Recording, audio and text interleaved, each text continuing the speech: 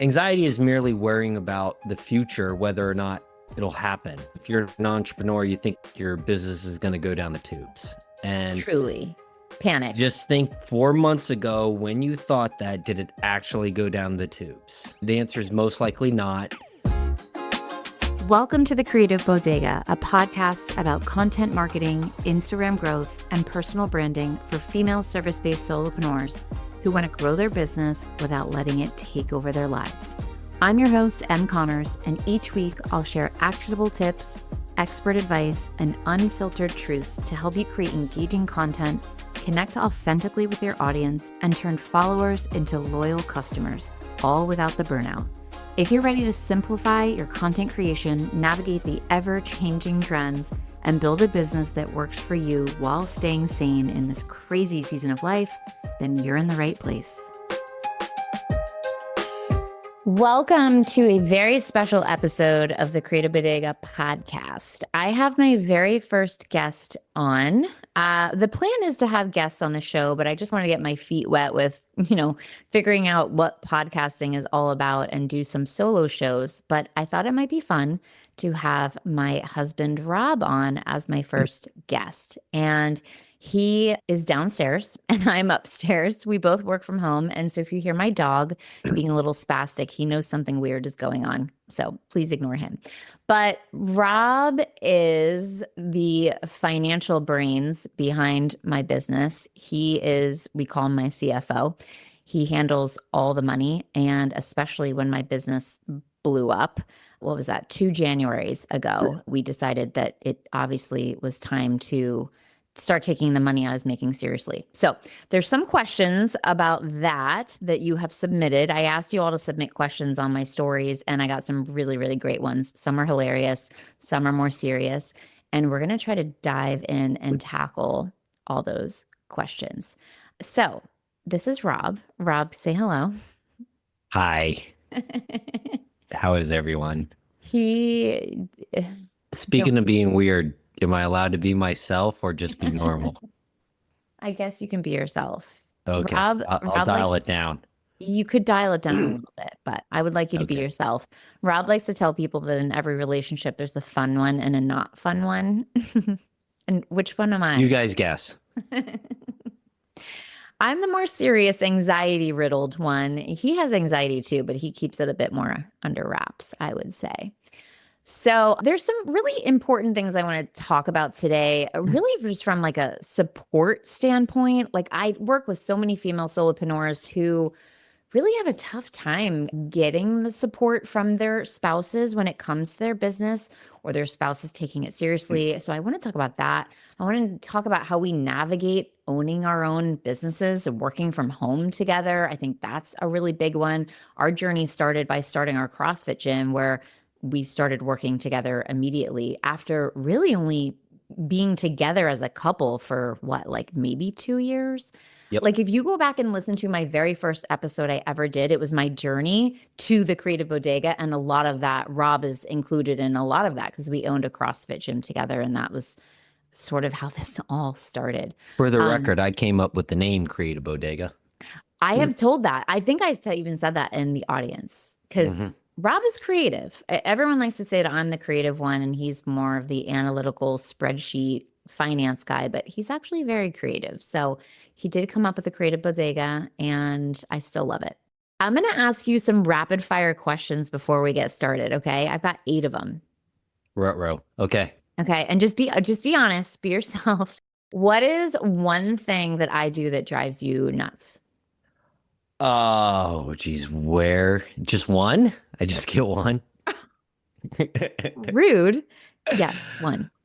First thing comes to your mind. First thing that comes to my mind is when Emily gets to nesting mode. Okay. You gotta be on the watch out. And what I mean by nesting mode is we're sort of currently in one. And when she wants to change things. So for example, spring's coming around. She looks outside. She wants to redo the landscape. If it was up to Emily, we would probably demolish our house and restart again or something along those nature. So I just got to take a deep breath. Okay. Got to ground myself.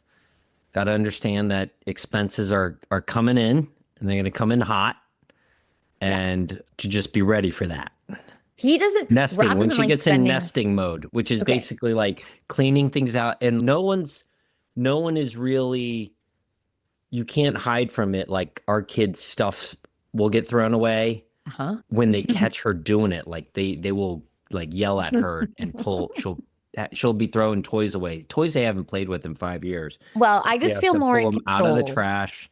Okay. Okay. She's Okay. Okay. nested my closet. Like I've Okay. had Okay. so We many. get it. We get it. We get it. Okay, We get okay, it. okay. Okay. Sorry. Okay. Got it. We have seven more questions to get through. So, All right. my nesting, yes, it makes me feel in control, and I like to throw things away and start changing things. I admit that. If I wasn't running this business, what job could you see me doing? You'd be project managing something. Yeah. That's Yeah. basically what I did You're very before. organized Yeah. and you like your lists and you stay on top of things and who needs to do what, when, and where, and you delegate who needs to do what, when, and where.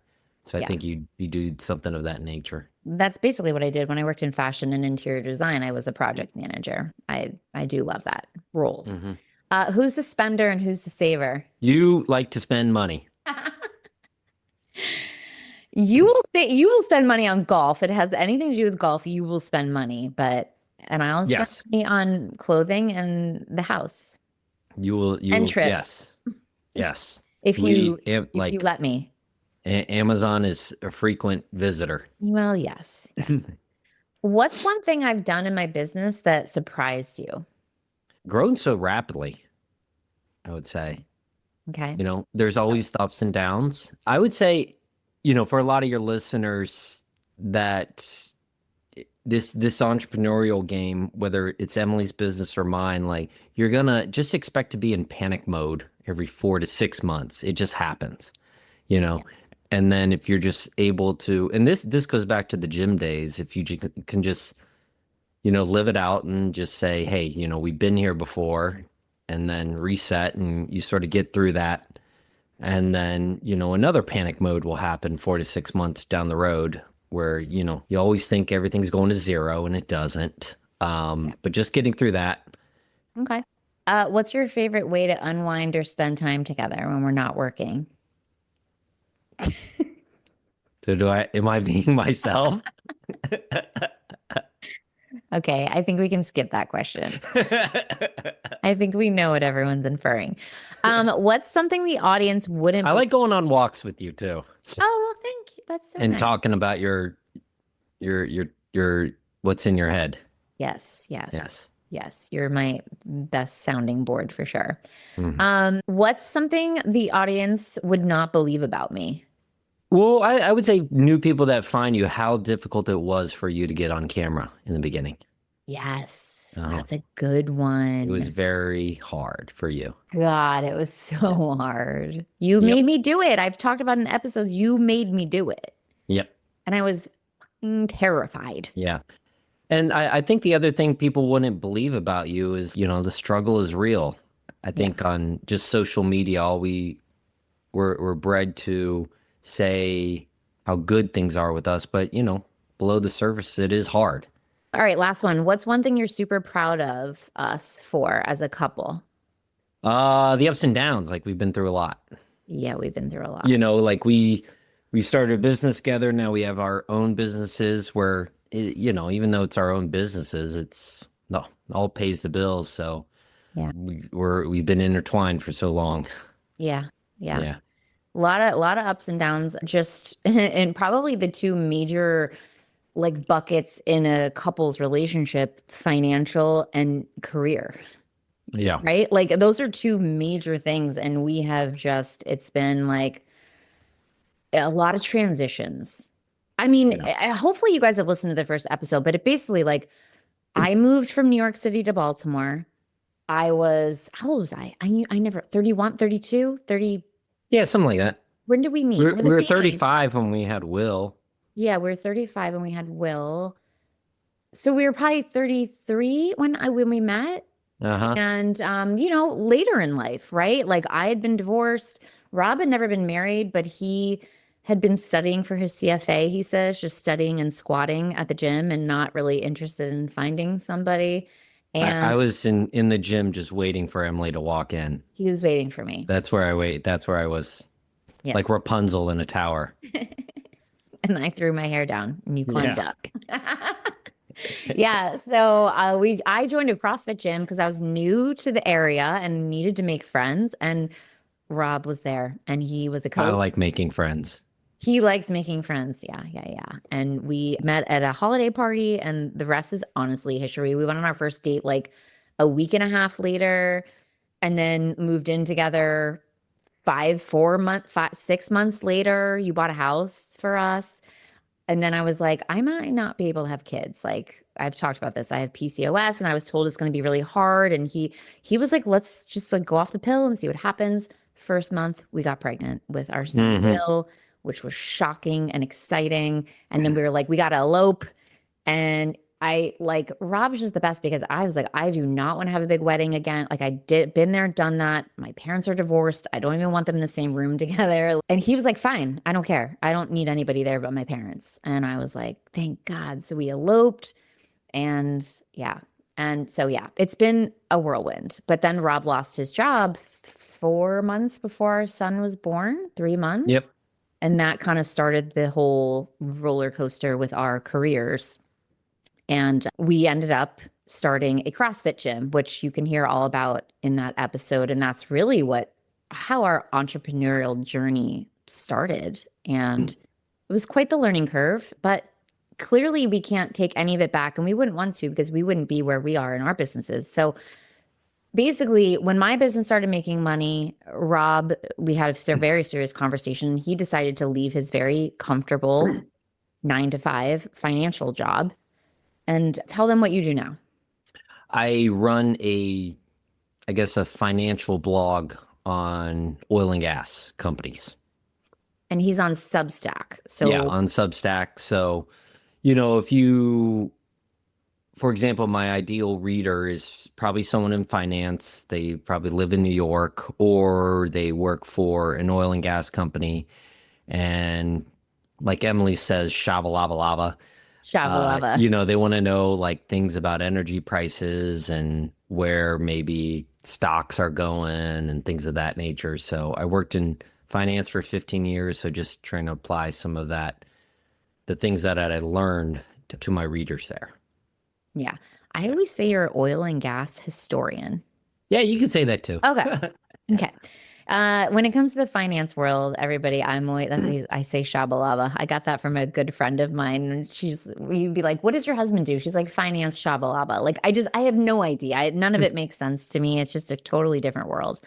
But Rob is super organized and diligent about handling our finances. We both want to retire as soon as possible. I mean, we say that. I guarantee we'll still be doing something, but he's a saver. And it's been wonderful for me. I trust him fully with our finances. He's great at investing. He's just tells me what to do, basically. And, some people may look at that and say, I don't know. I feel like sometimes I'm judged a little bit that you handle all the finances, but I say I'm not interested in it. It's not that I'm not interested in it. It's just I trust you to take care of it. And I know you know 7,000 times more than I do. So I'm just sort of hands off. And that's what makes me feel comfortable. But a lot of people, they asked, when we did our kitchen. So we redid our kitchen. It was a 6-figure renovation that was that was intense. And Rob told me he didn't want to do it. He's just kind of one of those guys where like if it works, if it's not fixed or if it's not broken, don't fix it. Right.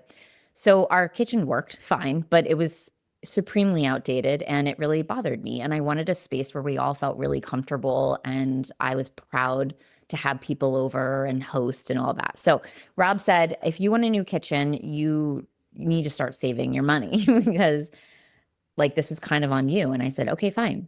So people ask me like, well, how did you do that? So what did we do? Do you even remember? Did you save a certain percentage of all my sales or? Well, full disclosure, at that time, I had my career. Your finance Right. job. So we were living off that income. And that was also at a time that TCB was growing rapidly, Yeah. right?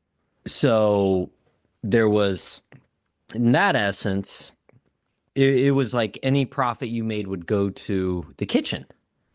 Now, what we didn't factor into this, and I remember that this first month, is that when the IRS sees you're making a lot of money, they want to cut.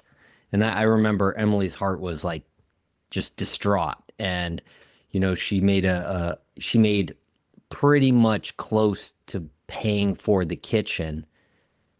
And then our accountant who worked with us at the time says, hey, you got to basically take 40% of that and pay the IRS.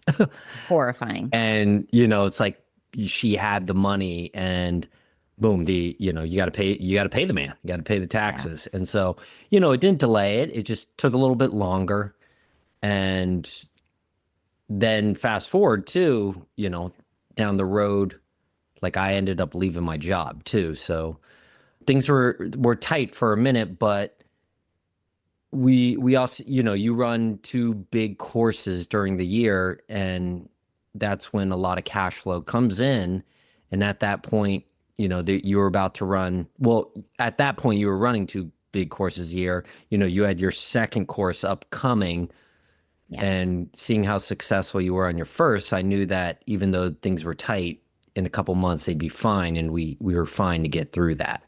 Yeah, it was intense though. Like I actually signed a contract for $100,000 kitchen, and I didn't have all the money. But I mean, I'll never. Full disclosure, in our savings, like our Correct. Worst case scenario, we wouldn't have been like kicked out of our house. Right. And Rob is one to never owe money, so he was not willing. Nothing was going to be refinanced. Nothing was going to be loaned. If I wanted a kitchen, it's all cash. So like, just throw that out there. And yeah, and when I thought that it wasn't going to happen and I did not have the money, I mean, I remember you saying, I can sell this, I can get the money, and that meant a lot to me because, you knew how much it meant to me to have that new kitchen. And I'd worked really hard for what I had thus far, and just getting over that final hump and getting that kitchen. Was really important. We could talk about that, anyone starting their business. I think what a lot of people, the tax man, and how to financially plan for a lot of things out there. Yeah. That you really don't know how it works until you're doing the thing. Yeah. Until you're running your business. So what do we put aside from what I make for what percentage? Yeah. So actually I would say for anyone starting out, you should start the process with what do you need to make? I think you got to start with yourself and your family. So let's say you're starting out a business, and we're just using round figures here to make the math easy, right? And to run your family, you need, we're just going to say round numbers, $10,000 a month, right? Mm-hmm. It could be 5,000, whatever you need to run your, look at your personal expenses and what do you need first. Now, you could also say, do you have a significant other? So some income comes from that, but what do you need first? It's okay. Maybe we need $10,000 a month. Okay. Mm-hmm. And then you got to start planning from there. Is that, okay, like, how do I get to $10,000 a month? All right. Do I need, $20,000 a month in sales? Because if I want to do everything myself, then I don't need $20,000 a month in sales. Maybe I need $12,000 or $15,000 in sales. But then with that, if I'm doing everything myself, then I don't have employees, right? Mm-hmm. And employees are going to cost you maybe 30 to 40% of revenue. So you got to sort of like work out what all your potential expenses could be in running your business. And then on top of that, like what we really do in financial planning for Emily's business is, and everyone's going to be different. All right. This is not a blanket statement for everyone out there. You all live in different countries. You have different tax brackets, all this good stuff. So, talk to your own, financial advisor. But we set aside about 22% of every dollar that Emily makes for taxes every month.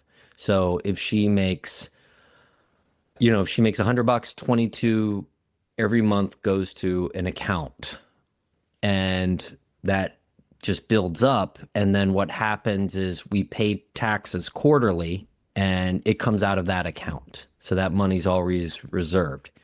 And anything that's left over at the end of the year is sort of like a little bonus. So for example, like we're going on a trip, that's money to pay for that trip's coming out of that account that we didn't use. Does that all make sense? So Yeah. I would, if anyone wants to like read more about this, there was a book called, I think it's The Pumpkin Plan. Yeah. It was a great book that I read right before starting the gym, but it's all about like strategies for saving. Okay. Yeah. We'll put the link for that book in the show notes for everybody. I do remember you reading that book. Yeah. So again, like my eyes gloss over when we talk finances, but it is a hugely important part because it looks like I'm making all this money. And I'm like, yeah, I'm the shit. And then it's like, I swear to God, 50% of it goes away. It's Yep. just gone. And you're like, I want to throw up. I don't understand. Like, where does it go? And for me, I have 3 employees. I have, I pay for a lot of platforms, although that's my overhead there is very, very low. And it's mostly taxes. Yep. I It's mean, taxes and employees. yep. So Um, yeah. so just think about it that like sort of going back to is like, okay, I need, $10,000 of this.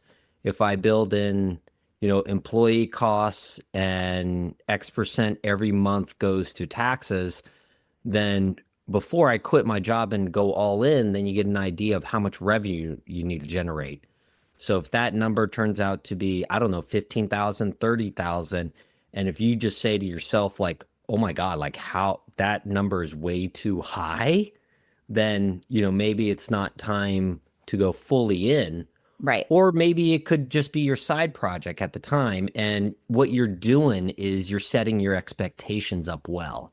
I think where people can make big financial mistakes is, especially on social media, we're bred all this, do this and you're going to make millions and billions. It's like, okay, you may make that at the top line, but after all these expenses, like it doesn't cover what you need to live. Correct. Yeah. That was a big, and I did mention this on one of my episodes as well, like that kind of come to Jesus moment where just asked you, like, what do I have to make? Like, what do I have to make every month to make everything comfortable and to be financially okay? Because I did not know that number. So I was chasing an invisible number. I just knew I didn't know. And that was a little embarrassing. And once you sort of told me the amount, it's like, okay, like, how am I going to get there? What am I going to continue doing? And my business is so lumpy. Of course, the membership is beautiful, recurring monthly revenue, but then there's some bigger launches in there and it just gets very, very lumpy. So anyways, I think that's a really great point is like just asking yourself, like, what do you need to make from your business before you go chasing an invisible goal? Yeah. So a ton of good question from I did ask for questions from the audience. They put them in my stories. A few people wanted to know, what is it like to have your wife be the main earner for the family? Oh, yeah, this one is interesting. Yeah. It's very, I think you got to be comfortable with it. All right. But I also come from a family of very independent and strong women. The Mm-hmm. story behind my mom is very inspiring. Okay. So I think it starts with, if you're a male and like, you're like old school 1950s type thing and you need to be, the breadwinner and that you're going to have problems Mm-hmm. or and I am projecting myself on someone, but my mom is an immigrant who, came from the poor streets of the Philippines to build herself up to what she is today. So, I see a lot of that in Emily too, Yeah. not the poor immigrant part, but a survivor. And so I'm comfortable with that. And I also, during this whole process, is I had a plan for my business as well. And it's taken about 2 years, but we're getting there.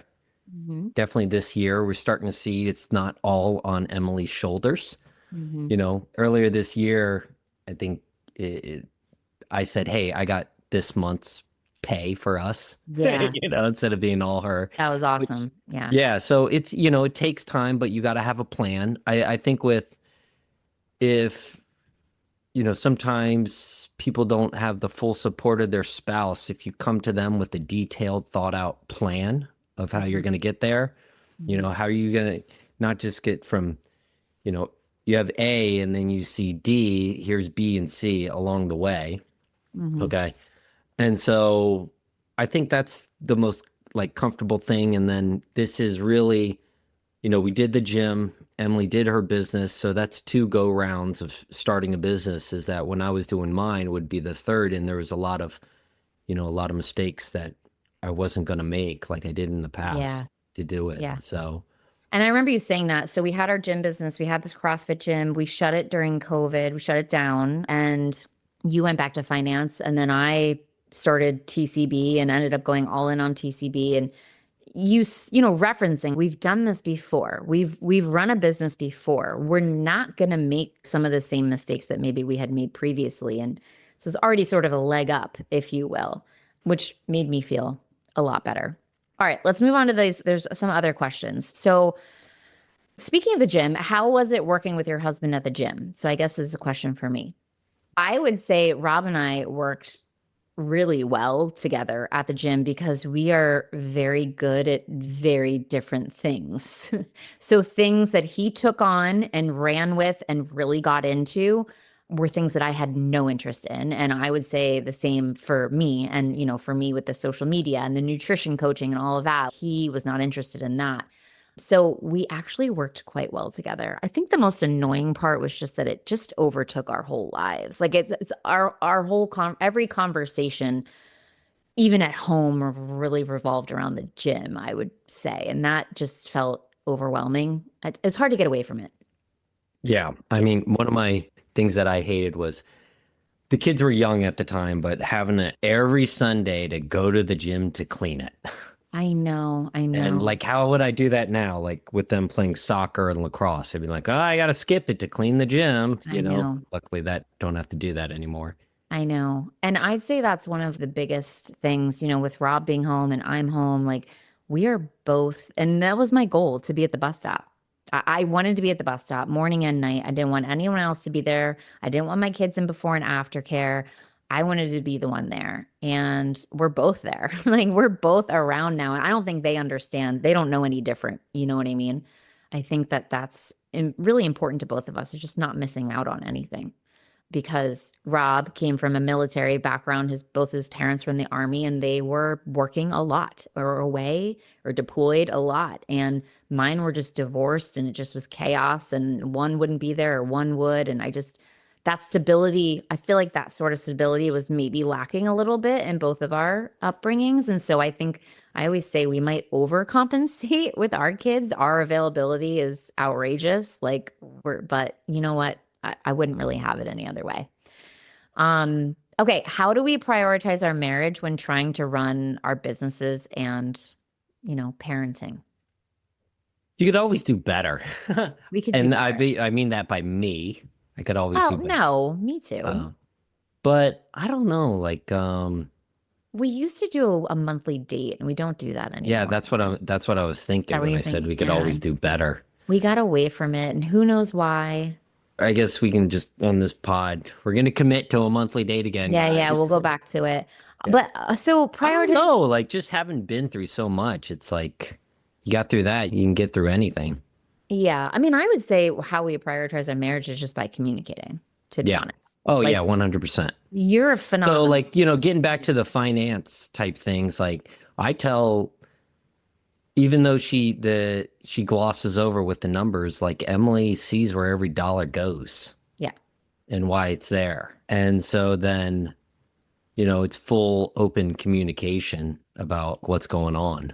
Oh, totally. Yeah. Well, anything he does with our financial planner, I have to call and approve, which really annoys me. I'm always like, I have to call them again. Don't they just know that like what you say is, but I guess it's Yeah. legally what you have to do. But yeah, I am fully aware. So I would say just, yeah, our communication, like when, we are home a lot without the kids because we both work from home. So we will go on walks, we will talk, we will check in. We have a meeting once a month about my business, like, but that's about business. So how do we prioritize our marriage? Shit. I went back to business. We used to say we're going to take a trip by ourselves every year, but we Yeah, do but not then have a Emily like plan. misses the kids so And then I much. missed We took a trip by ourselves. We went to Canada. We did go to Canada. We did go to Yeah. Canada. That's true. So I Yeah. think once a year, at least a long weekend away is important. Yeah. Yes. Okay. How does he, meaning you, feel about you sharing so much on social media? Do you I have think it's any? great.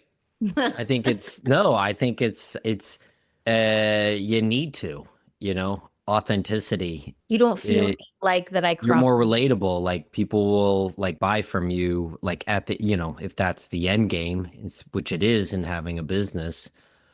There's so many fake personalities out there and people can see through the BS, right? Yeah. So I think it's fine. I think it's great. Why would you think that some of my followers or audience have husbands who get annoyed with them sharing any parts of their behind the scenes life, or there's like jealousy?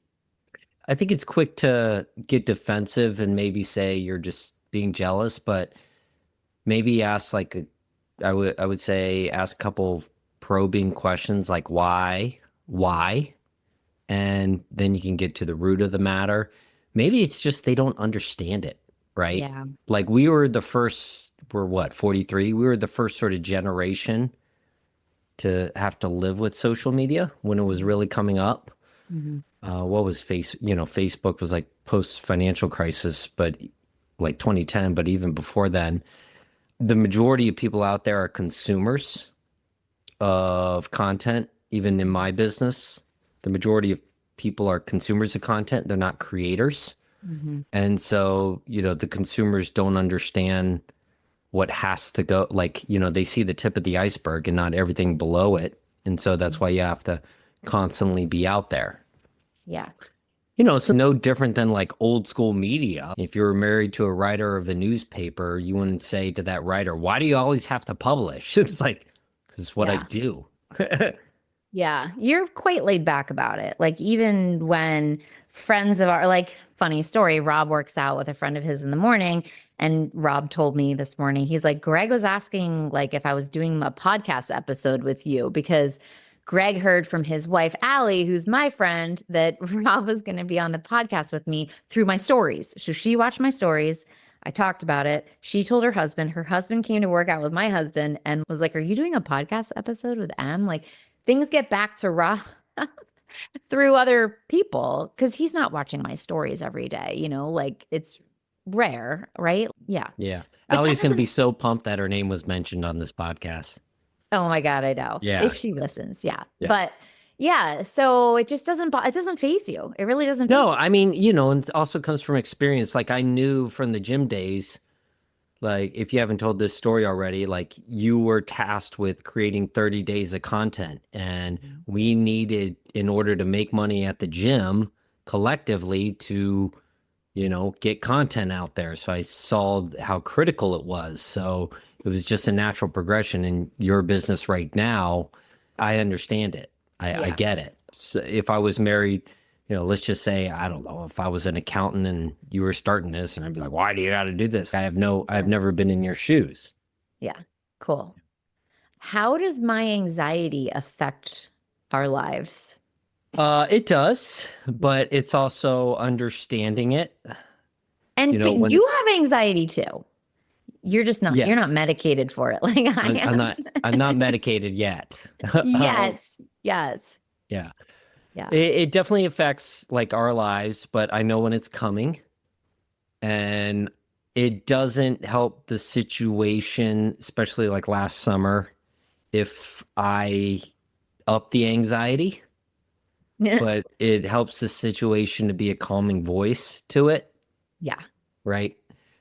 And to also like you have to this goes back to what I said every 4 to 6 months, if you're an entrepreneur, you think your business is going to go down the tubes. And Truly. Panic. just think 4 months ago, when you thought that, did it actually go down the tubes? I Okay. know. I know. No, the answer is most likely not.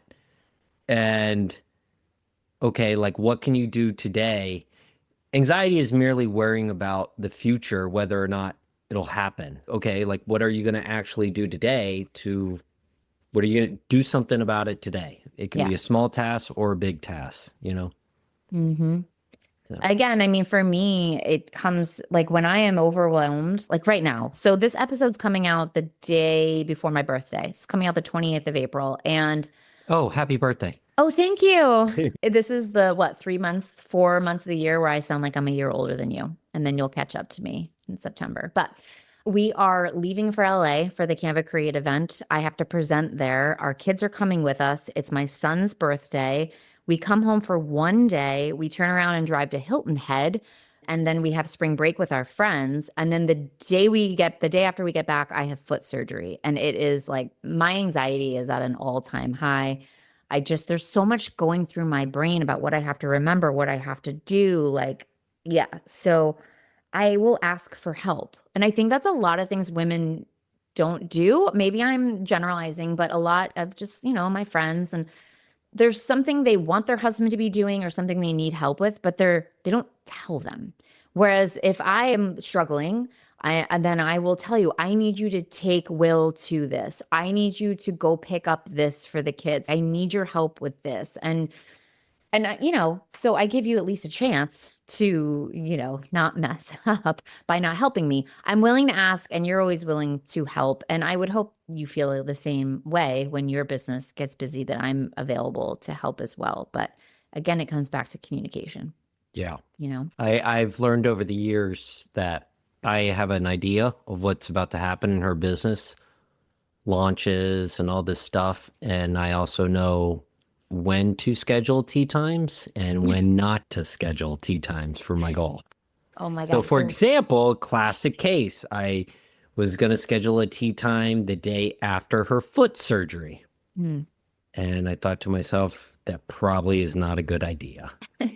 Smart man. And Yes. It's it's funny. more than just golf. Rob's So, tea times, yeah, he golfs twice a week and he wants to, he tries to. And to be honest, I don't mind it because there's nothing I love more than a house alone to myself, truly. And I will record podcasts when he's not here. I'll record them when he's here, but there's just something different when you know you've got the whole place to yourself.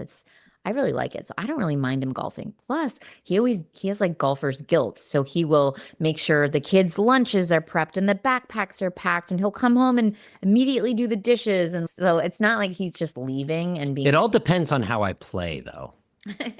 That's not true. That's not true. All right. This is the final question. Who loads the dishwasher correctly and who's going to jail?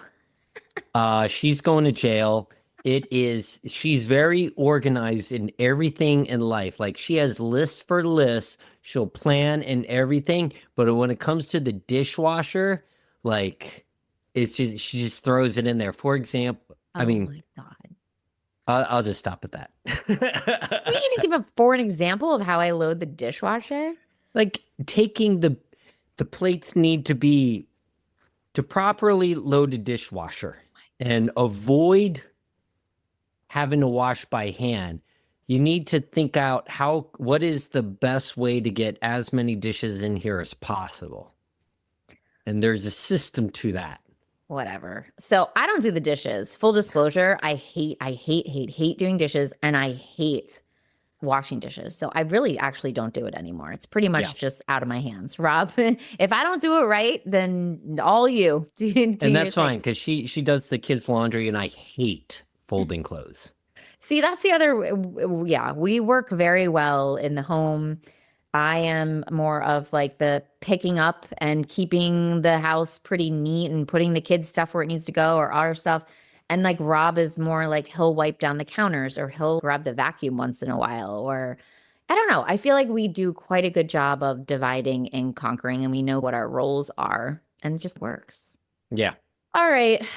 I don't know how long we've been going, but I feel like this is good. How do you feel being my first guest? I think it's great. You honored? I think it's going to take off. Like, comment, subscribe.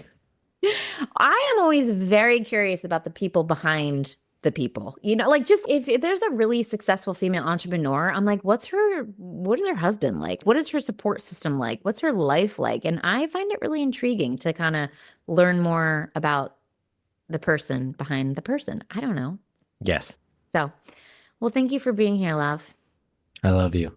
I love you. You did a good job. Was I normal? Somewhat. Okay. All right, you guys, thanks for joining us. This has been super fun. Please let us know if you have any questions for Rob. I will put his Substack account in the show notes. If you have finance men and women out there that you know them, show them my shabalabas. His shabalaba. I'll put the link below. Yeah. All right, have a great day. I'll see you on the next episode. All right. Bye. Bye. Thanks so much for hanging out with me on the Creative Bodega podcast. If you love this episode, please be sure to share it with a fellow solopreneur who could use a little content creation inspiration. And hey, don't forget to check out the show notes for any resources I mentioned on the episode to help you create content that feels easy and actually gets you results. If you want even more Canva and content tips, head over to my website, thecreativebodega.com, or find me on Instagram under the same name. Until next time, keep creating, keep showing up, and most importantly, try and have a little fun with your content. I'll see you on the next episode.